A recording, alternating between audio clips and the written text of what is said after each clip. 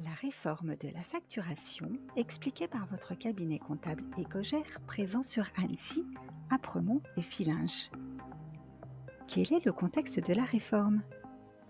Les entreprises qui travaillent pour le secteur public sont tenues depuis 2020 de facturer ces opérations par voie électronique via le portail public Chorus Pro. Le législateur a introduit la généralisation progressive du recours à la facturation électronique dans le secteur privé, avec pour principal enjeu de lutter contre la fraude à la TVA. Le gouvernement prévoyait de rendre obligatoire la facturation électronique à compter du 1er juillet 2024. Il vient d'annoncer un report, sans préciser pour l'instant le nouveau calendrier d'application. En tout état de cause, il est temps de s'y préparer et Ecogère vous aiguille. Quelles sont les entreprises visées par la réforme? Toutes les entreprises françaises, sans exception, vont devoir adapter leur système de facturation pour répondre à la généralisation de la facture électronique. Une facture électronique, qu'est-ce que c'est au juste? Il s'agit d'une facture produite, transmise, traitée et archivée de manière numérique. Le processus est entièrement dématérialisé.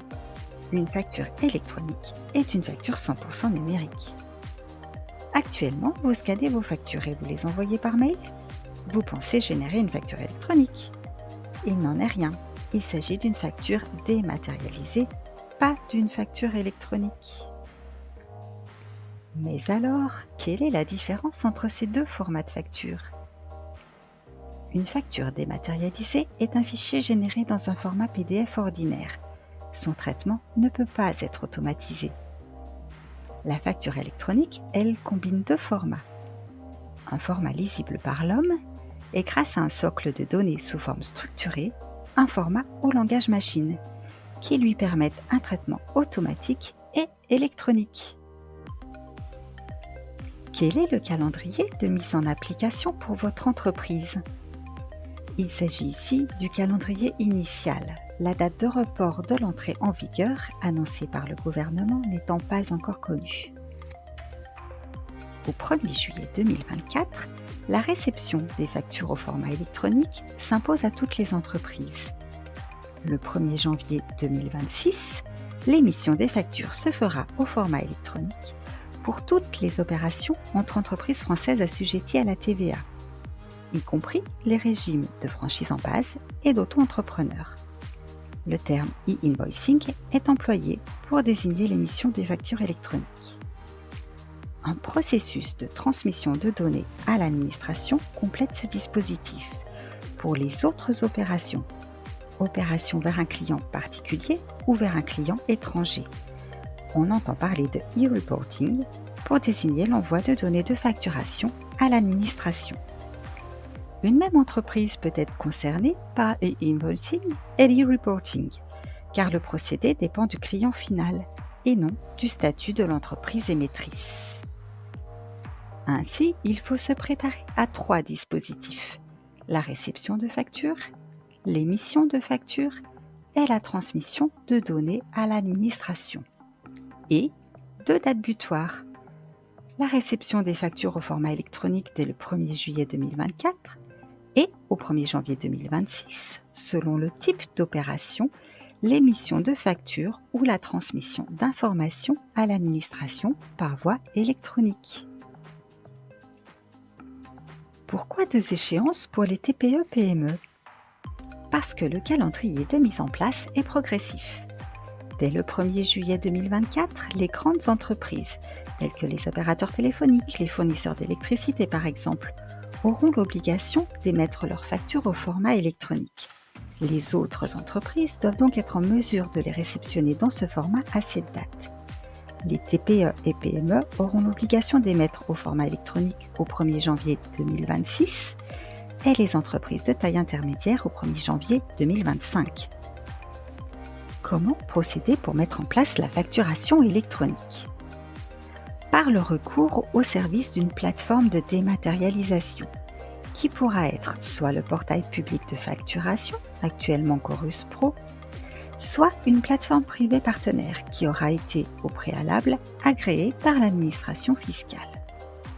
En pratique, quelle est la marche à suivre? Toute entreprise devra choisir une plateforme lui permettant de répondre aux exigences de la réforme, c'est-à-dire la prise en charge des factures, réception des factures fournisseurs, émission et distribution des factures clients, mais également le transit vers l'administration pour lui communiquer les données de facturation. Tel un péage, les flux d'entrée et de sortie seront payants. Pour le bon adressage des factures, un annuaire national recensera les choix de plateforme de chaque entreprise. Quel sera le circuit emprunté par les données? Le circuit présenté par l'administration est sous forme de Y. La transmission des factures s'effectuera par l'intermédiaire des plateformes. En parallèle, les données transiteront à l'administration fiscale. Ici, l'entreprise A et l'entreprise B ont chacune fait le choix d'une plateforme privée. L'entreprise A dépose sur sa plateforme, la numéro 1, la facture de son client B. La plateforme numéro 1 la transfère à la plateforme numéro 2 choisie par B, ainsi qu'à la plateforme publique pour que l'administration fiscale récupère les informations dont elle a besoin. L'entreprise C et l'entreprise D ont choisi la plateforme publique.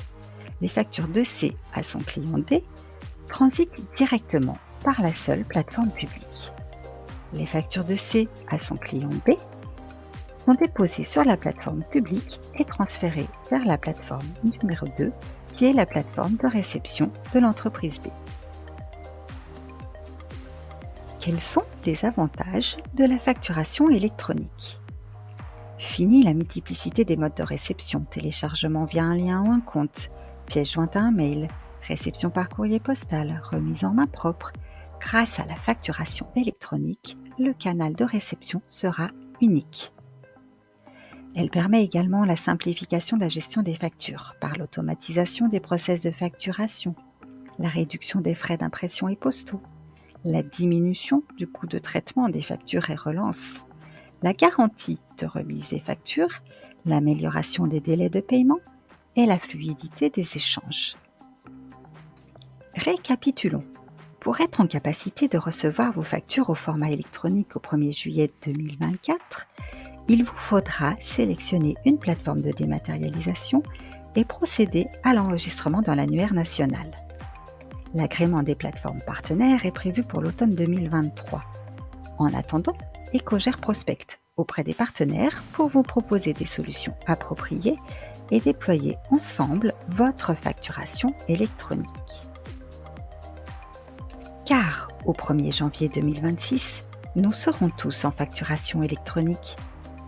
Monsieur le menuisier facturera au format électronique ses prestations d'aménagement de placard au cabinet bien vu, client professionnel. Il transmettra à l'administration les données concernant sa prestation auprès de Monsieur bien rangé, client particulier. Le tout via une plateforme de dématérialisation. Les données de la caisse enregistreuse de Monsieur le coiffeur seront véhiculées vers l'administration par la plateforme qu'il aura sélectionnée. Madame la fleuriste facturera ses ventes au format électronique comme Monsieur le menuisier. Enfin, Madame le traiteur, malgré son statut d'auto-entrepreneuse, sera soumise aux mêmes obligations que les autres entreprises. Le choix de plateforme de chacun sera recensé dans l'annuaire national. Votre cabinet comptable Ecogère est mobilisé pour vous proposer des choix éclairés et des solutions adaptées à vos besoins.